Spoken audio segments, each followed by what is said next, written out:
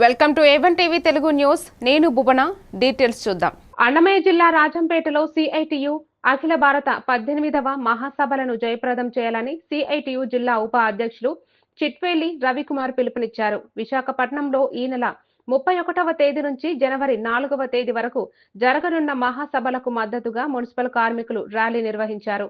రాజంపేట పురపాలక కార్యాలయం నుంచి మార్కెట్ వరకు సాగిన ఈ ర్యాలీని రవికుమార్ మున్సిపల్ వర్కర్స్ అసోసియేషన్ కోశాధికారి లక్ష్మీదేవి జెండా ఊపి ప్రారంభించారు. ఈ కార్యక్రమంలో జిల్లా ప్రధాన కార్యదర్శి పివి రమణతో పాటు పలువురు కార్మికులు పాల్గొన్నారు.